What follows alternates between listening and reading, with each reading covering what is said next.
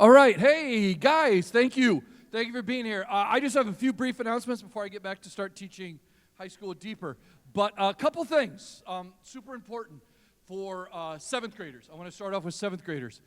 You will be getting in the mail Friday, Saturday, sometime. In the next day or two, you and your parents will be getting in the mail, seventh graders, a letter about confirmation camp. Now, you're probably thinking, well, gee, sixth graders go to confirmation camp. Yes, that is absolutely true. But because of COVID last year, the seventh graders, this year, seventh graders did not get the opportunity. So we're strongly encouraging seventh graders to go to camp this summer. So that letter will be coming in the mail, and I just want to give you a heads up. The heads up part 2 is the camp is going to be from the 20th to the 25th. Am I right on that? 20th to the 25th of June. The cost of the camp is $450, but church is paying $300 of that. So the cost to your family is only $150 to go to summer camp. So seventh graders, do that. If there is an eighth grader in here that has not done confirmation camp, but all of a sudden has an epiphany and wants to, you are welcome also. Epiphany means revelation, like a waking up. Whoa! Yeah. That's what epiphany means. I know, seriously, I look in the mirror and go, dang, I didn't think I could get better looking. But dang it, I did. I'm just saying, every day a revelation. So, that's that right there. Second is sermon maps. Some of you are done. I don't know how updated I am. I think I'm pretty close. But do look on that sheet if it says you've completed 15 sermon maps. If your name is not on there, you should deduct that you haven't completed 15 sermon maps. Okay? So you want to get that going. If, by chance, you're a little slow and you can't get it done, you want to do a few in the summer, you can do that, but we really prefer having them done by the 12th of May, which is our last time. Okay? Which means after tonight, I think we only have 6 times. 6 more times, I think. My math is right. 5 or 6 more times, okay? So get going on those sermon maps. If you have other questions about that or your parents do, please get a hold of me. I think that's what I got, and then we're back at it for regular workshops after tonight. Yeah, and it's great to have you all back. I know we have a couple people still following us online, so we will do that till the end of the year. So online people, great to have you here with us, and you all present with us. Really do encourage you, if you have not been to that week of confirmation camp at Nisodak, check that out. Pastor Dan and I take turns leading the morning portion of that for a couple of hours, and we study the Bible, how to use the Bible, what the Bible is, and it's one of those things that you can learn that'll accompany you the rest of your life. So keep that in mind. Tonight we have a couple of guests with us, and I will introduce to you those folks to you in a minute. How many? Just take a little poll here. You got to raise your hand. How many of you have ever been to a funeral before? All right. I think everybody has been to a funeral. And who was that funeral for? Just kind of tell me. Somebody say, raise your hand. It was for whatever. What was that for? Your great-grandparents. Yeah. So your parents' grandparents. Yes. Who else? Were you guys at a funeral? Who was that for? Your grandparents. Yeah. Who else? Who's it for? A cousin. Yeah. Who else? Somebody here. Who have you been to a funeral for? A parent. Yeah.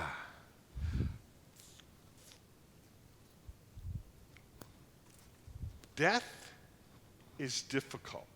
It is one of those things that has been haunting people since we've been alive. Death, loss. And a part of that process are funerals. A funeral is a time to gather people together, friends and loved one of the person who has died. And in our tradition, it's a worship service where we pray to God and we hear scriptures and we sing songs of faith and support and encourage one another. For some people, it's more of just a memory thing. But there's a group of people that in our current culture that walks with families during their time of loss. And that's when I'll invite these folks up. These two are both members of our congregation, Chad Ostis and Andy Sassy. And these folks work with Crawford Ostis Funeral Home. Is that the right order of the names? Yeah, yeah. And so other years when we have talked with these folks, we have gone to the funeral home and we've been in that facility and looking at those kinds of where these folks work. Not able to do that yet with this larger group. In a couple of years, we'll be back there. But in the meantime, we have these folks here to tell you about the process as funeral directors, what they do. And so that's what I've kind of prompted them just to tell us what is the process once someone has died, what their job is, and how they work with people. I've asked them a few other things as well. Hey, thank you. Thank you. It's great to have you all here. So who gets to talk first? Who's the boss? The boss, yeah. Yeah, right. yeah, they got to turn your microphone on. You have to turn you got to turn your mic on there. Okay. Oh, there you go. Welcome, you guys. Good evening, and like Pastor said, my name is Chad Ostis, and I work with Andy Sassy here at Crawford Ostis Funeral Chapel. I've been doing this for about 25 years, and it's a lot easier for me to stand up here and answer your questions and that, because it would be kind of boring if I just said, well, we're on call 24 hours a day, 365 days a year, which is completely true. Someone from our staff is available at all times. Again, 24 hours a day, 365 days a year. Like Pastor mentioned, that was an excellent analogy as to what we do, but that is the main thing that we do is we walk with families side by side and guide them through probably the most difficult time in their life, or at least one of the most difficult things in their life. We're kind of the middle person between the family, the church, family, the cemetery, family and the flower shop, families and anything really that's associated with a funeral. That's kind of our job, is to be the contact person for that family and then relay that information out as well. So I'll let Andy talk just a little bit if she's got anything to add to that, and then we'll kind of open it up for questions, I think, for a little while, and then if there's certain things that we haven't covered on, anybody can ask, or if Pastor has certain things he'd like us to respond on. Okay, like Chad said, I'm Andy.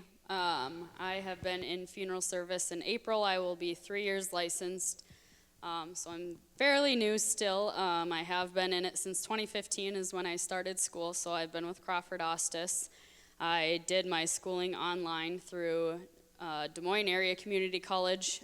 It was called Funeral Home-Based Option, where I did everything online other than my hands-on activities that I did with the funeral home. So, like I said, I've been full-time with them since 2017. As Chad mentioned, we literally do everything from the first call up until funeral and burial. So everything far and in between, we do that. We guide everybody through that kind of stuff. We call the pastors, call the church, get the music lined up. Just for the service, we want the family to have no burden at all. We want to try to take all that off of the families and get everything lined up so they don't have to worry about it. They can come and meet with us for arrangements and kind of tell us what they're thinking as far as things, and from there, we take it on. So, tell us if somebody dies in my home, and what do we do next, and then talk about cremation and embalming options.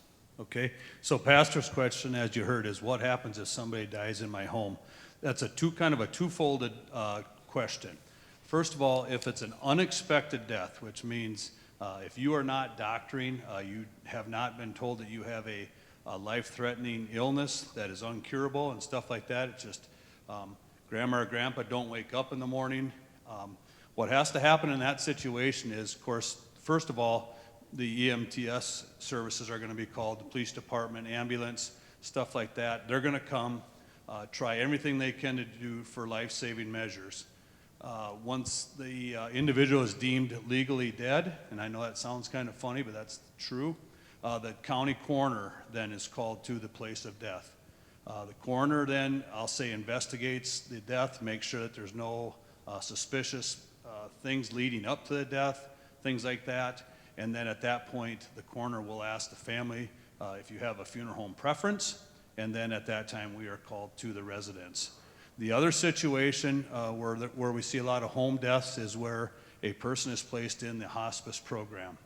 Hospice is a program that when an individual has been given roughly 6 weeks or less to live, and I might not be exactly right on that timeline, where they have elected to forego any more medical treatment.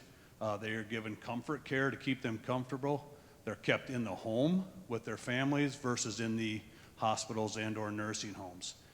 In those situations, a hospice nurse is involved, and upon the individual's death, the hospice nurse is called, and that alleviates that does alleviate the law enforcement, medical people, stuff like that being dispatched to that place of death. Again, when the family is ready, the hospice nurse then a lot of times, and or the family will call us, and again, we go to the residence. I'll let Andy talk on cremation and versus embalming and such. So typically, cremation versus a traditional service, those are the two main ones that are used. Cremation, obviously, for those that don't know, it's basically the burning of the body, where you are actually broken down into, it's kind of like sand is what it looks like when we get them back, but ashes. So with those ashes can be burned or buried. Those ashes can be kept with the family. It's completely up to them what they want to do with those ashes. And then we do like embalming, which we would basically call the traditional service. So we actually embalm that body, where we remove the blood from the body and inject in chemicals, which is going to preserve the body and keep that body so it's viewable in the future. There are blended services, which we call them, which people are embalmed and have a full viewing service, everything like that, open casket, and then are later cremated. So there are a couple options as far as the final disposition is what we call it, I guess.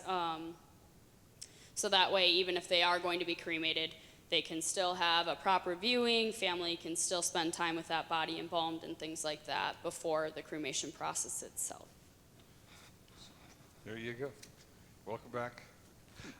Go ahead. That is one thing on the embalming. If we were in our facility, as Pastor can attest to, we would actually be having this conversation right in our room that we call our preparation room. And just to clear up any stigmas you might have or whatever, but what I tell people when we're standing in that room is it's just a glorified, oversized bathroom. That room is by far the cleanest room in our funeral facility. Like Andy mentioned, we are using formaldehyde-based chemicals that are injected through a pressurized machine into the body, and that does then push blood and body fluids out of the body. So maybe a little hard to understand, again, sitting here in the church, but some of the shows that you see on TV are marginally true, but most of them are not true at all, what you see on regular TV regarding that type of stuff. Yeah, we don't like remove organs or anything like that. Everything in the body stays intact. So some people think we take everything out, and we absolutely do not touch that stuff at all. So At this point, does anybody have any questions? What other kinds of topics with these guys? Why is it important for family and friends to go to a funeral? So my answer on that is, I think people sometimes have a misunderstanding of what funerals are for. Funerals are, number one, funerals are for the living. We're here to pay honor and respect to the life of that individual that has passed away, what they've done, what they've accomplished, who they were, what they are. But honestly, the true meaning of the funeral is for the surviving people that are left here. And that's why a lot of times you'll see that it's called a celebration of life or whatever. It's our way to grieve through the loss of that loved one. And I think that's a real misunderstanding that, again, we're definitely not taking any disrespect to the deceased individual, definitely paying honor and stuff to them. But the actual funeral service itself is meant for the surviving friends, family, and stuff like that. Go ahead. Go ahead, Andy. Okay. What is the best thing about your job? And I'll ask Andy this question. What's the best thing about your job as a funeral director, and what is the unbest part of your job? I would say that the best part of my job is I put my whole life into my job. So I am there for that family. If they need a cry on my shoulder, I'm there for them. I do absolutely everything I can to walk them through it, and like I said, have the least amount of stress, burden, all that kind of things as possible. I guess we take phones constantly, whether they call at 10 at night and say, hey, I made a mistake in the obituary, can you change that? We do that all hours of the night. So we are, like I said, basically a shoulder to cry on. No, it doesn't matter if they're literally crying or if it's just they have a question or need help or anything like that. It's just, it feels very good for me to know that I'm really helping them, and that is a huge part of it for me. I think the worst part of my job, I wouldn't say it's really a bad thing, but we are on call 24 hours. It happens. We do give our lives to this job, but we wouldn't change it. Obviously, if we were going to change it, we would have changed it by now. So it is very, very time consuming. It's something you do need to literally give your entire heart to. And there's always one person, no matter how many funerals we have done, there's one person that will make you choke up every time. And they could be somebody that doesn't even come up to you or say hi to you or anything like that. They could just be in the background, and it's sad. People are dying, and people are not going to get that time back with their loved ones. And Yeah.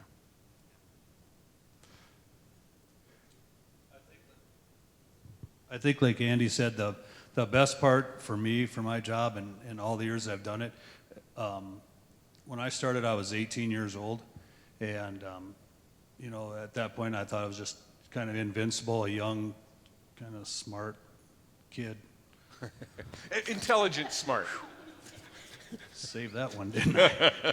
And you know, you just kind of think, I mean, this sounds really vague, but you're like, oh, I'm gonna go to work, you know, or whatever. And like Andy said, it's not going to work. I have a sign above my computer that said it's a calling that we do. And I truly believe that. But to answer the question, a handshake, a pat on the back, or a hug from somebody and they say two words, and it's thank you. And that's what I thrive on, that keeps me going and coming to my job every day, is just that little reward. And I always tell students when they come in from the high schools or church groups for a tour or whatever, if you're that person that needs that big reinforcement of good job, way to go, so proud of you, day in and day out in your job, and some people are like that and some people aren't, and that's fine. This probably isn't the job for you. But if you can thrive, I'll say, on and excel on the little things, like I mentioned, a handshake. It might be 2 weeks afterwards when you get it. A thank you card in the mail. That's why I keep going and doing what I do. The worst part of my job is, again, I'm not that old, but the older I get and the longer I've done this, taking care of young people and children, and then when children have to bury parents and stuff, and I'm getting at that age where my friends and family are starting to bury their parents. And when you've built those relationships with people over the years, I think every day that I do my job, it actually gets harder. But definitely taking care of young people is by far the worst part of my job. How do you survive? How many funerals does your company do a year? So last year, of course, was an exception, like everything was, but we generally run around 160 to 200 funerals a year. That's like one every other day. More than that. So that means a new family comes into these guys' office every other day, at least every other day, sometimes more often, 2, 3, 4 times a day. How do you stay into life in the midst of death? So I can tell you, and Andy's going to be getting married here in a few months. I want to just interject. You know, you notice that right at the very beginning, Chad said that death is one of the most difficult or sad, I don't know how you said that. Marriage is that other one. Isn't that what you were going to think? Stay out of that. Yeah. Sorry, Chad. Yeah. Not only is he my pastor, he's also my brand new next door neighbor. So There you go. So I think the question was, I don't know what the question was. how do we survive? Or Yeah, what, how do what there we you go. So I can tell you right now, if you are, whether you're myself as a man, Andy as a woman, if you don't have a support staff at home, if you have a family, like Andy said earlier, we give, we're not bragging, we're not doing anything. It's a lot just like the pastors do.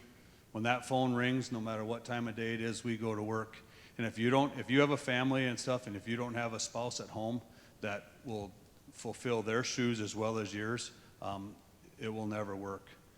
So that's the one area probably that doesn't get even close to enough recognition is our spouses and our other family, whether you're married or not, just your family and your friends. But to answer your question, when we get time off, which we do, sometimes it seems like we never do, but we do definitely get time off.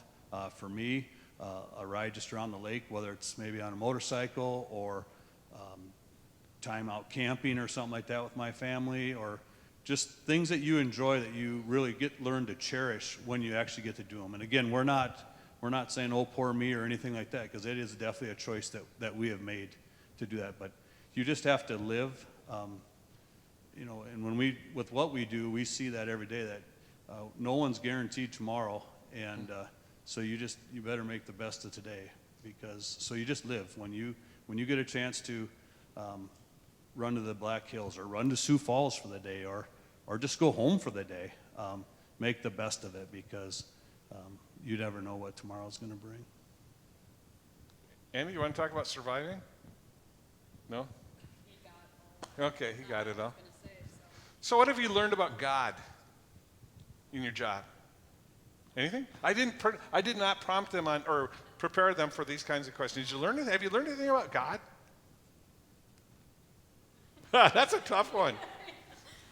I can tell you that, again, in 25 years of experience, that with the pastors that we work with, we serve a lot of families each year that I will say don't have a relationship with God. And I'm not even close to pastor status or anything like that, but we do a lot of referrals to families that are in need of a pastor or ministerial assistance. And I guess the biggest thing that I've found is that whatever pastor that we've referred to a family that maybe doesn't have a church family or a pastor is the one thing that they'll come in and say is, I'll help you out as long as we understand that one thing, that we're here, we're going to teach, or we're going to preach on the book right here, and if it's not about resurrection and stuff like that, then I'm out. And so I just think that without getting into a whole sermon, another church service. Preach it, there, Chad. Preach it, brother. That there again, it kind of falls back with what I said about being guaranteed tomorrow. That make sure that you're, if that's where your choice is to be a believer and stuff like that, know where you're going, and because you never know when you're going. You want to add anything, Chad or Andy?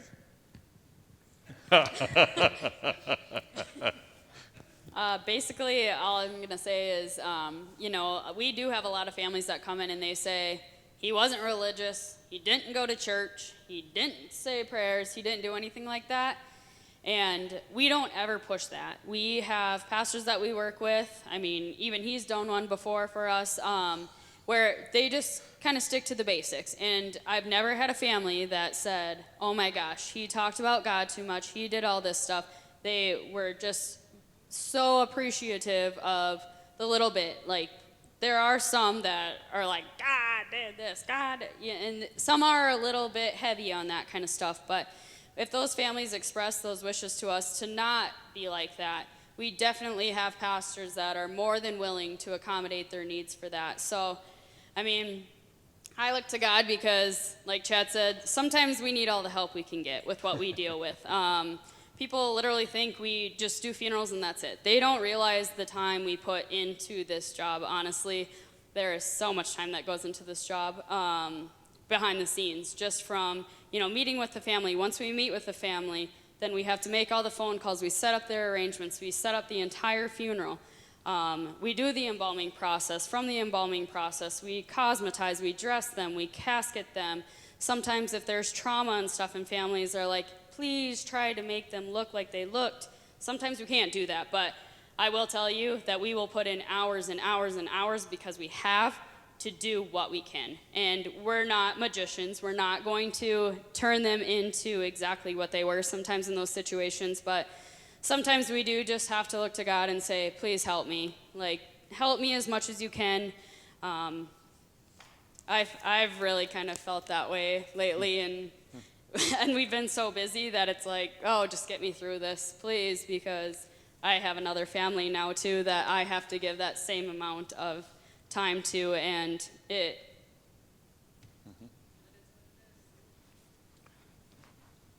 Folks, what kind of question do you have for these folks? Average amount of time, just obviously it's different depending on injuries and stuff, but what's your average amount of time from the time you get them through the embalming process that you spend? Did you all hear that question? How much time per individual does it take for you all?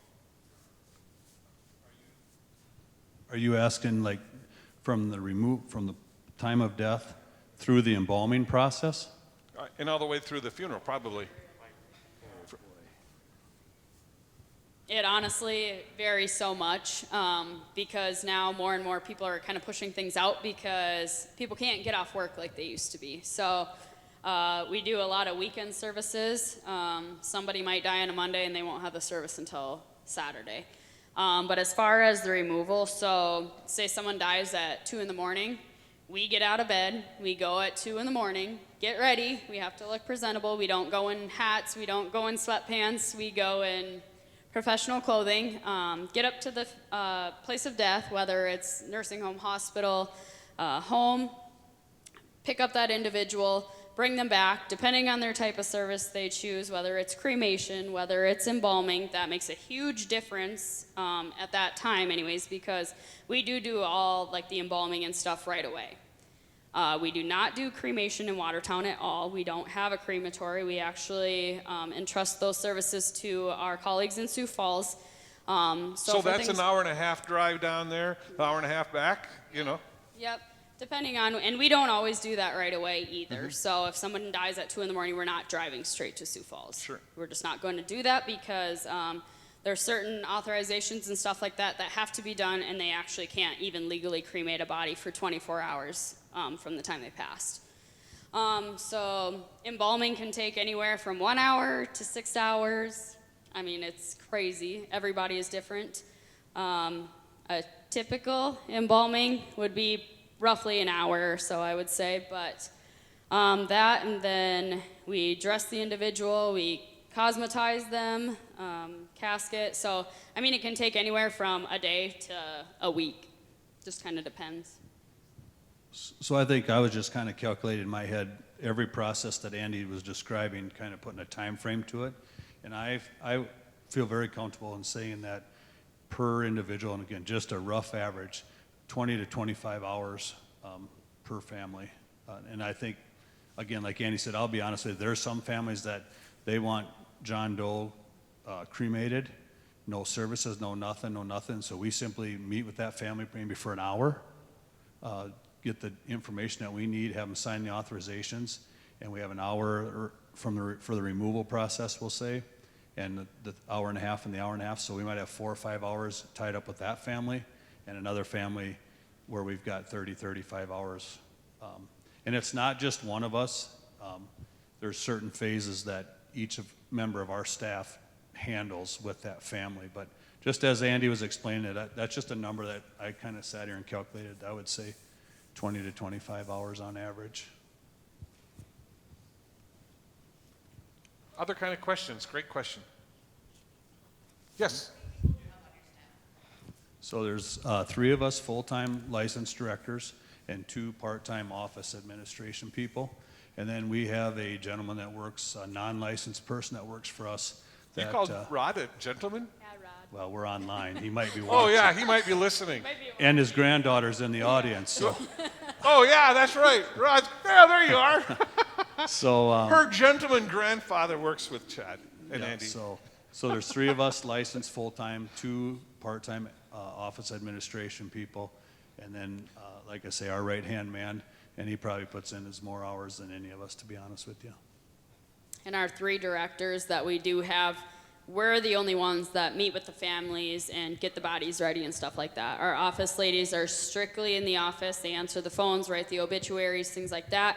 And then Rod, as we spoke about, Rod, he works every funeral with us. You'll see him sometimes ushering. I mean, you would never know he's not a licensed individual when you come to a service because he is just as professional or does the same things that we do. But between Chad, me, and then we have another kid, Austin, we're the 3 that actually do the embalming and removals and things like that. So, Other questions?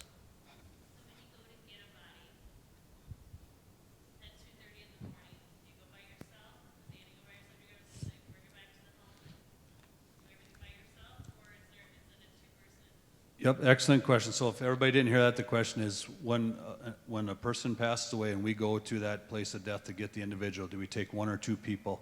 If it's a death in a hospital, skilled nursing facility, anywhere where there's medical people there, we're more than likely going to go by ourselves.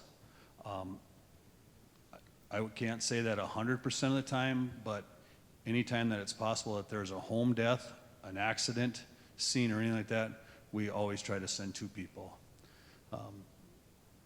There's times too where the nursing staff may feel that it's beneficial to have 2 staff, funeral home staff people there, regardless of the circumstances, and we'll try to accommodate that too. But again, in a home death, and it doesn't work every time, but we try to take 2. Otherwise, in facilities, usually just 1 person.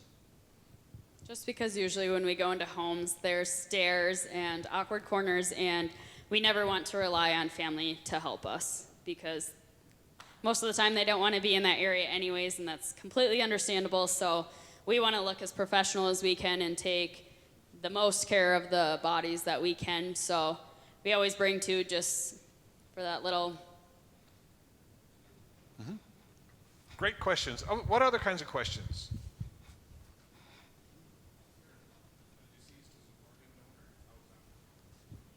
Excellent question. So the question is, if the individual that has passed away is an organ donor, what happens there, correct? So if you pass away let's say you pass away at Prairie Lakes in the emergency room, I can't tell you if it's state law or a hospital protocol or whatever, the hospital, first of all, is going to be in touch with the donation agency, okay, before they ever call us or at the same time. In the event that the individual is going to be a non-living organ donor, so that means they're going to give eyes, skin, long bones, no organ donation. We usually take that individual into our care then, and then they are transported to Sioux Falls. There's an amazing new facility called Dakota Sight and Health, and that's where I would say 90% of the recoveries are done there. And then whether it's ourselves or our colleagues in Sioux Falls, we'll get the individual when they're done there, and then do our embalming and or cremation process. In the event that an individual is a live organ donor, you're going to be kept on a life support at the hospital until your organs are placed or a flight team comes in. And more than likely that's going to be in a larger regional medical facility. Not that it can't happen here, but then again, the same process after that. And you can, even if you are a donor of any sort, whether it's long bone, skin, anything like that, you can still be embalmed, you can still have a full service, and nobody that's even at the service is going to know. It's not like they take the skin off your face or anything like that. Usually it's arms, legs, things like that that are not viewable to the public. But I mean, you can do all those sorts of donations, eyes, corneas, things like that, and you would never know. Great questions. What else?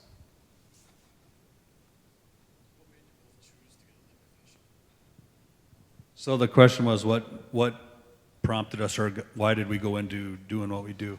My story, quick, is I was set to go into the Air Force. I was completely dialed up that I was going career Air Force. I shattered my left leg playing summer league basketball, which disqualified me from even taking the PT test to get into the Army, or excuse me, the Air Force. I was like, what should I do? My family, growing up, owned a flower shop right next to the funeral home, Indy Smith, which is a distant relative of our family's. I don't know if that had any influence or not, but I just I graduated from Del Rapids High School, and I just called around one day to all the local funeral homes, and a funeral home in Madison, South Dakota actually said, sure, come on up and see what it's all about. And I've been doing it ever since. Me, I always just tell people when I was a little kid, I didn't experience death very much, but I do remember going to a funeral, and I was that little kid that I looked around to see if anybody was looking, and I touched them. And I just remember that very vaguely, and then I seen people in suits and stuff like that, and I said, that's what I want to do. And following high school, I wanted to do it immediately, but South Dakota actually does not have a mortuary school here in the state. And so me being very home-oriented and not much of a person to really venture out, I was like, what am I going to do next? So I actually have a couple other degrees. I have a cosmetology degree and a dental assisting degree. And I got done with that and realized I don't want to do any of that. So now what? And actually, a former coworker of Chad's, who I know very well, she says, why didn't you just do it online like I did? Good question. So I signed up immediately, and here I am. So. What other kind of question? Just curious, if your average year is 160 to 276, what was 2020? 2020? So our average probably prior to 2 years ago was right around 140. 2 years ago we did 160 calls, families that we served, and last year we did 195. So I figure that with the COVID pandemic, it definitely ran about 35 or 40 calls, additional families that we served. There's 2 funeral homes in Watertown, and probably between the 2 of us, probably ran we probably served an additional 80 or 90 families. Just in November. That's correct. In November, there was, between both funeral homes in our area, and that's not even counting the small towns around us, there was over 90 families that were served In 1 month? in November. Jeez Louise. Yeah. Yeah. So the COVID thing is very much real in reality. I can tell you that. Not to get into that big discussion, but as far as from our industry and what it has done in the families that it affected, it was a huge impact even in Watertown, South Dakota. And just touching on that just a little bit, that was probably, for me, I know I haven't been in it very long, but maybe Chad can attest to this too. That was the most trying time of my career ever.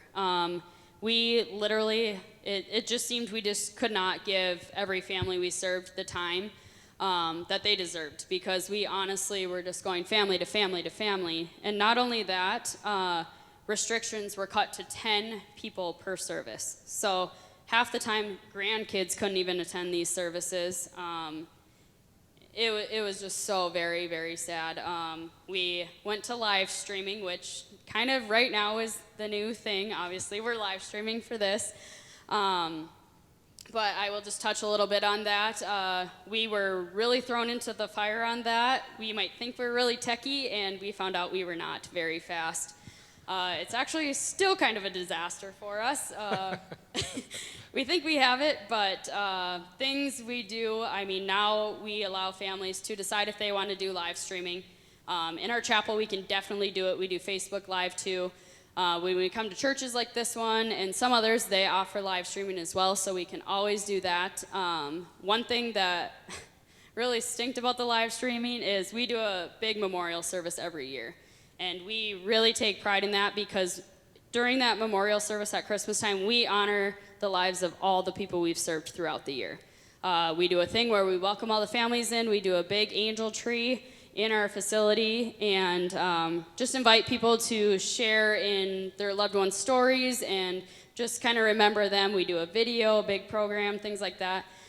Because of COVID last year, we unfortunately had to go to live streaming of that service, and our internet quit working right before the service started. So our entire service was a disaster. We did not get to film our service, and I know that was really touching to a lot of people because we still sent out our invites like usual, still invited people to watch our live stream, and our phones were going off the hook because people were like, why can't we see this? Why can't we do this? And we're all frantically running around like, what do we do? It was just a super, super sad time for us. So hopefully this year things will be a lot better and we can actually invite people back into our chapel for that service because it's a really, really awesome event that we put on at the end of the year. So, Yeah, excellent question. What other kinds of questions, folks? Yes.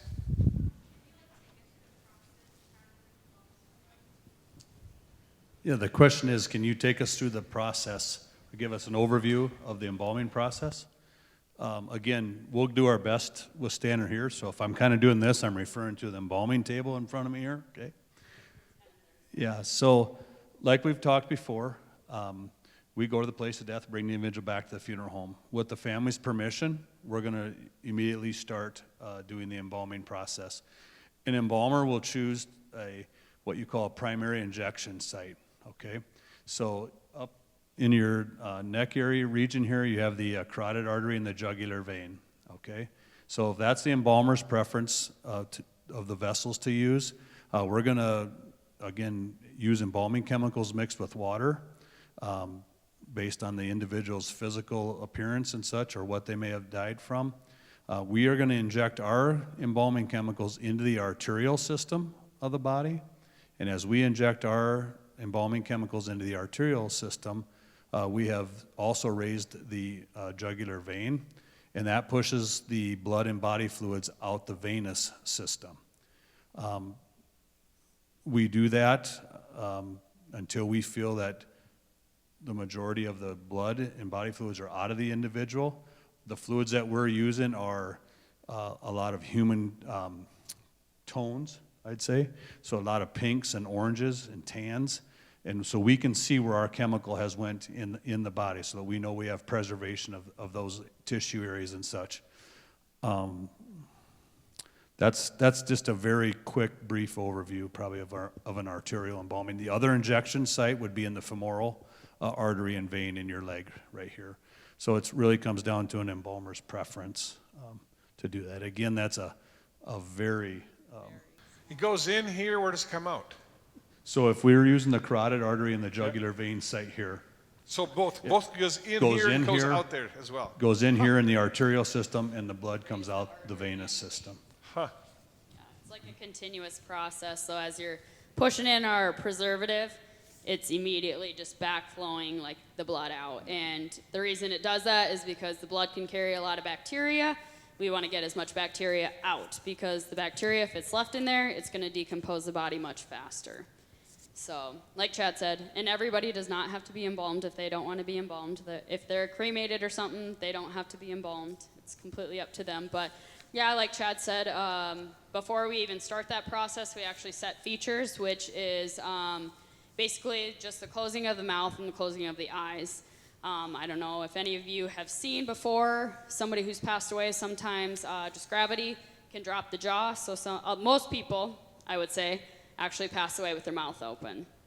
So we always want to make sure that's shut because we don't want somebody walking up to a casket with the body having the mouth open. And then we just place these little things, kind of like a contact that's going to keep the eye closed. So just a couple things like that. We always want to do that beforehand because once the preservative chemical starts going into the body, it's actually going to start setting everything, which if you've been like me and touched people who have passed away, they're hard. They're not as soft as like what our skin is right now.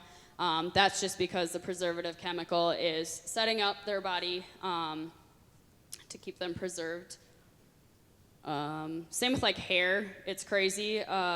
If we embalm somebody and their hair is super crazy, the follicles are going to set how it is. So we always want to kind of make sure that the hair's brushed back nicely, things like that.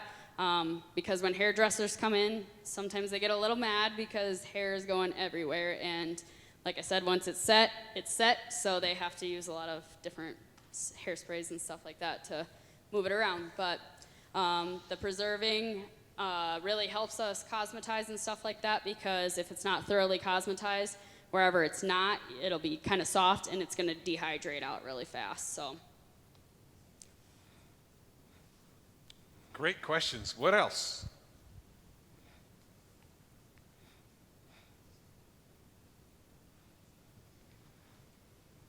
I wanted to especially invite Andy to be and talk with you all so that you all get that sense that women can, this is a good career for women as well.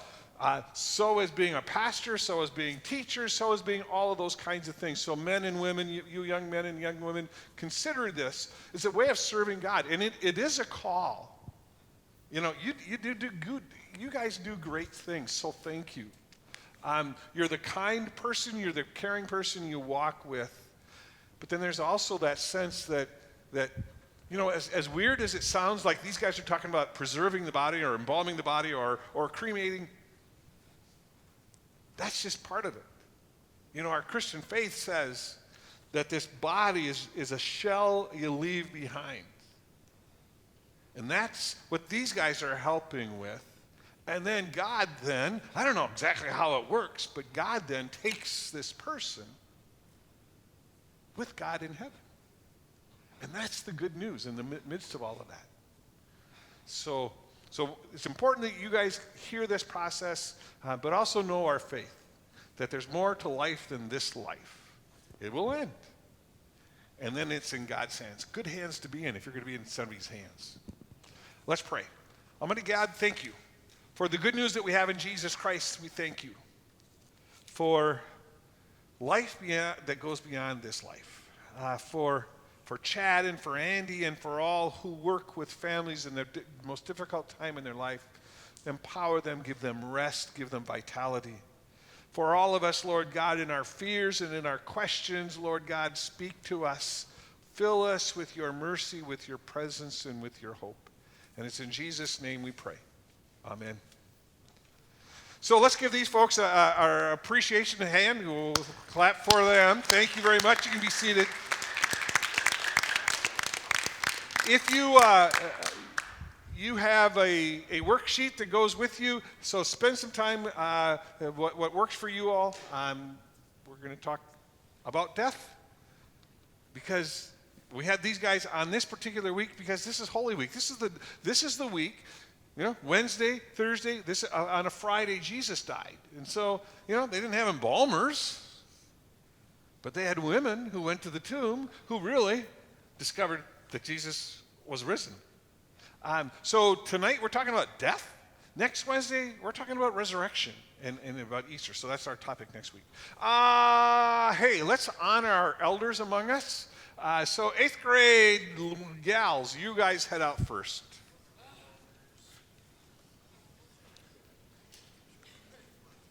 And then elders, 8th grade guys.